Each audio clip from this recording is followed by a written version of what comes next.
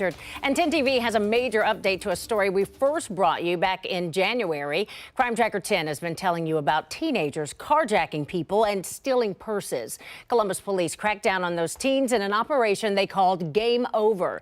Now they say the teens are back at it. As Crime Tracker 10's Lacey Crisp explains, 2 more teenagers were arrested and they had outstanding warrants. Columbus police tracked 2 stolen cars to this area last week. They arrested 2 teenagers and confiscated 4 weapons. This isn't the first time CPD has been called to this area for suspects they believe is involved in Operation Game Over. These kids, somebody's going to get hurt. Either they're going to hurt somebody or they're going to get hurt. Undercover Detective Jeff Gubernath is one of the Columbus police officers tracking a group of teens involved in carjackings and stealing purses.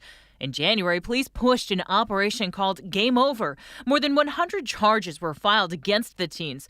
It seemed the criminal activity had slowed down. I believe it's mostly because a lot of them were incarcerated, so that kind of slowed it down. But that has all changed. Definitely, it's. I would say it's even busier than the first go-around at this point. On Thursday, Columbus police were watching 2 stolen cars. They watched as a 16 and 17-year-old went out to the cars. The teens were arrested for theft, and police found 4 guns. The teens had outstanding warrants. At least one of them's been identified as stolen. I would assume that all of them are stolen. Just last month, the SWAT team was called out to the same address at the Arborwood townhomes near I-71.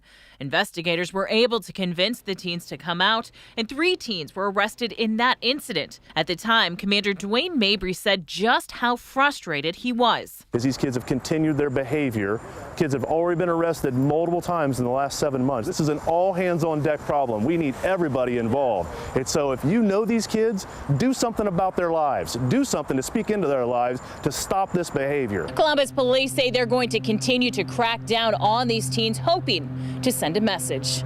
In Columbus, Lacey Crisp, 10 TV News.